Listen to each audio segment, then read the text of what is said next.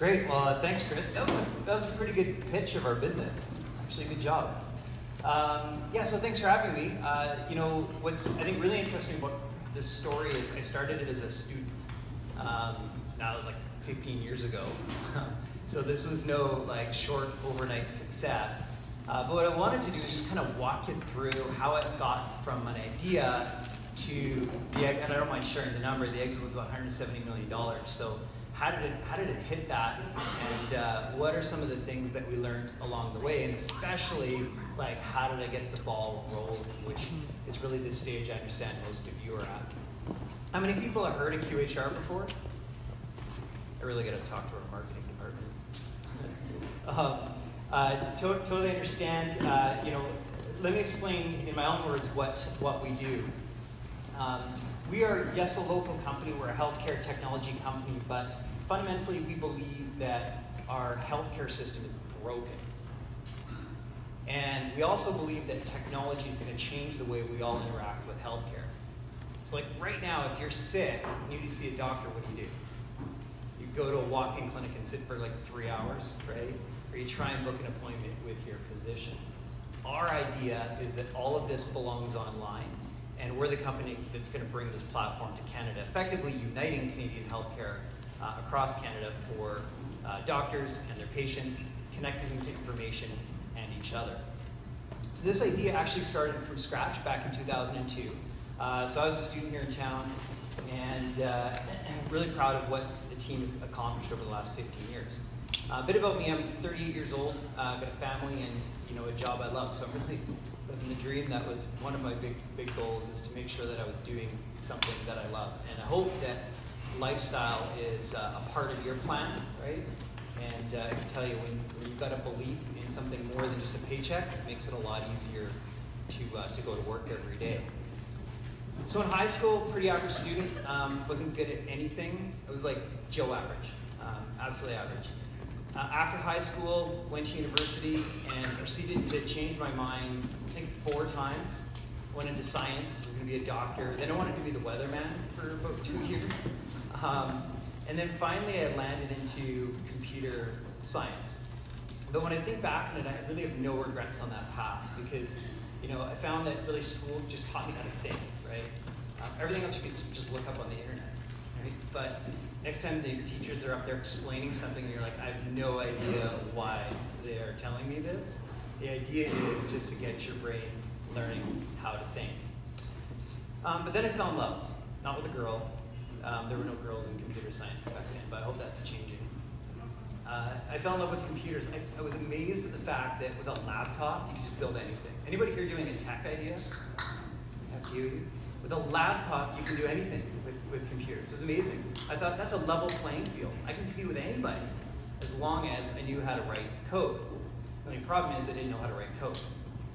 So, learning a little bit in college, I met this guy, and he's pretty shy. So I was into sports and a lot of. This guy was into video games in the weekend. We weren't people that like socially hung out together, or probably would. But I was blown away with his ability to write code. He could do it like you'd watch someone play a piano. He'd just hammer away and stuff would pop up on the screen, and he could make stuff. I thought it was magical. And that was the first trigger point for, wow, we should start a business. And what's unique about the story is we assembled together as a team before we actually had an idea.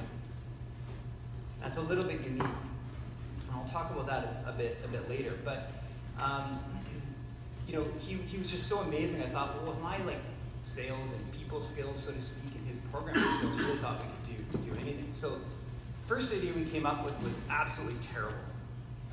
We came up with an idea to automate fitness centers. So when you walk in, you can check yourself in, and instead of writing your name on a piece of paper if anybody goes to the gym.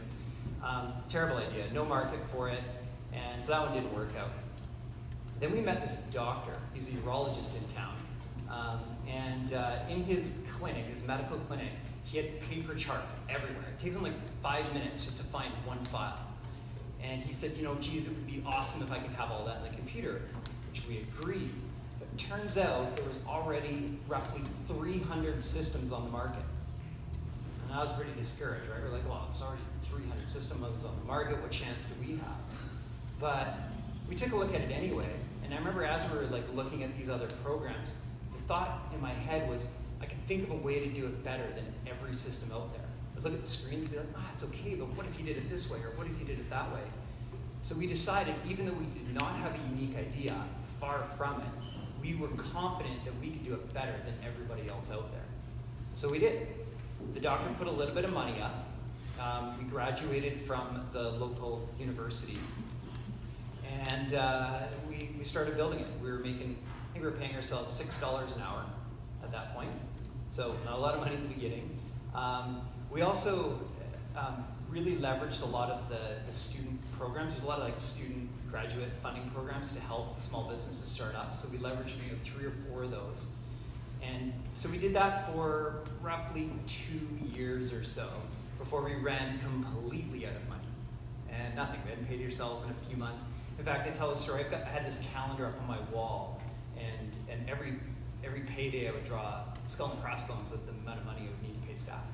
And then I would make my cold calls to sell the software to try and sell enough software to pay for the staff the following week. It was a pretty stressful time for sure. But what really drove us is that we still believed that we could do this idea better than everybody else. We absolutely believed it. And right on sort of the brink of, oh no, we got to do something or find some money, a company called QHR came along. And they said, we like what you guys are doing. How about we take this company and run it underneath our business? We thought, that's great, just settle up our debt and let's go ahead. So we did. So it was not a big, flashy exit. We just simply got to continue on our idea underneath this bigger company. 10 years later, and during those 10 years, we just kept growing bit by bit, improving the product, making more sales. 10 years later, we found ourselves the leading electronic medical record system vendor in all of Canada. We were also the biggest division out of anything QHR was doing. The shareholders and board then elected me as CEO of QHR, so taking over the whole thing. I restructured the company to get us focused just on our core idea that I believe so much in. And short 2 years later, we sold the business to Lovelow. So that's the story. That's how I got from really nothing to here. And I just wanted to go through kind of a few of the key learnings for you to consider. So first of all, you probably picked up on it, but our idea was not unique, right? And I think that when I talk to a lot of people coming up for ideas for a company, one of the first things they think about is, I want to come up with something that nobody's ever thought of before, right?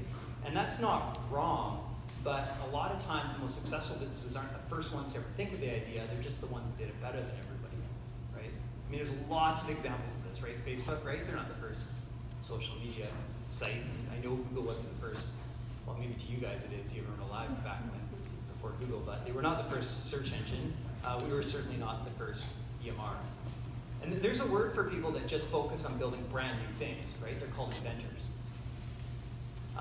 But I think that really successful businesses need to focus on being an entrepreneur.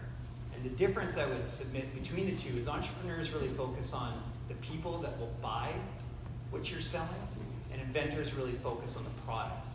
And yeah, you need a little bit of both, right? I'm not saying don't pursue, your invention, but you cannot forget about the people that buy your product. I had a good company example for you. You guys have probably all heard of Red Bull, right? Has anything changed in their product in like 15 years? Even their can is exactly the same. But they spend all their money focusing on the people that buy their product. They spend all their money focusing on what they want you to feel like when you drink Red Bull. What was their original slogan? It was like Red Bull gives you wings. They got sued over that, right? They cost them $13 million because someone sued them because it didn't actually give them wings. But their point was, actually I think if you complain, they'll pay you $10. Some big class action lawsuit. I'm not saying do that, I don't like it. But the point is they really focused on the people buying their product, how you want to feel.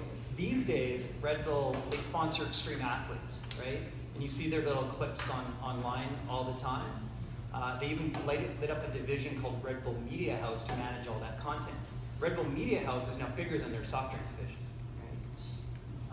And so it's a kind of a neat story, an extreme example of someone that said, I don't really care about my product, it's just going to stay like it is, I'm just focusing on the people that want to buy it. But that applies to, even if you've got a landscaping business, you're mowing lawns, right? How do you want your customers to feel when they have your service? Do you want them to feel part of a family? You're going to send them birthday cards and do all these other things, or are you just focusing on how well you cut their lawn? So it's a very big difference. So my second point within the story is the team building. Remember I met this guy, said he was really shy, but he can write code like crazy, right? The idea was I had to get out of my comfort zone and try and meet somebody to bring onto my team that wasn't a friend of mine, that didn't share a lot of the same interests. So I built a team of different people and people that were smarter than me, and which is really hard, right? Because we're really attracted to people that are the same as us. But if you want to build capability in your business, you have to bring in people that are different than you, and we're not naturally used to doing that kind of thing. So when you're thinking your idea, this will also allow you to think about the capability of building. Remember at my first point, right? It's not necessarily the person that comes up with the idea first, it's the person that just does it better than everybody else. But your team is the thing that's going to do it, and then therefore you need the diverse skill sets. Actually, a nice example of this, like to think about, is like rock bands, right? Do you think like rock bands first think of the song and then go like hire musicians to sing it? Probably not that I'm a rock star. But no, I think they find the best guitar player and a singer, and they get together, they see how they sound. Then based on how they sound, they go write amazing music, right? They start with their team, then they come up with the idea. So just out of curiosity, and by the way, I do think both are valid, but how many here had their idea first before they assembled their team? A few. So I assume the rest of you brought your team first and then you came up with an idea? Yeah. So again, either is fine, but I really want you to think about your team. So my third point actually is a little bit different, and I want to talk a little bit about the pitch. So one thing I learned the past couple years, even though I've been doing this for 15 years, I don't think I was ever very good at explaining our business. And I don't mind admitting that. Because I used to always pitch the business kind of like, hey, we build software for doctors, and it makes them more efficient, and we want patients to be able to access their medical records from their phone. I used to really focus on like what we were doing, right? I've since then, especially over the past couple of years, spending a lot of time in Toronto talking to big investment firms, some of the biggest in Canada. I've been down to Boston and New York talking to some of the funds that are $500 billion in size, literally. And I've really learned that if you can evolve your pitch, and it's important to have that basic elevator pitch so you can clearly tell someone what you do, but if you can evolve it to convince someone that you're going to achieve something great in the future, you can get people a lot more excited about what you do. So my first pitch, right, was, hey, we're software for doctors, right, so they don't have to run paper charts. That's all good. But I really evolved it into the pitch, like I mentioned at the beginning, starting with the fact that we fundamentally believe technology will change the way we all interact with healthcare. And I can tell you firsthand, that one statement just absolutely changed the way I think that people looked at our business. And to really prove this in numbers, with our old pitch, and I don't think it's all the pitch that is, but with our old pitch, we had a stock price of about $1.20 per share for QHR. I probably did maybe 500 investor presentations with the new deck, and our stock price went up to $2.40 a share within 12 months. So we doubled our value, but we didn't really change our business that much, because people now started believing in what we could become and not just what we were today. Does that make sense? So again, you have to have both, because if you can't explain your business clearly, nobody knows what you do. But again, having that second level that talks about what you will achieve in the future is critical. Well, that's really what I came here to talk to you guys about. I'm going to stick around, and I think I'm between you and lunch right now. Yeah, I'm looking forward to hearing all your pitches. I'm going to be involved a bit as a judge and around. Hope you guys all learned something today, and yeah, we'll talk to you very soon. Thanks.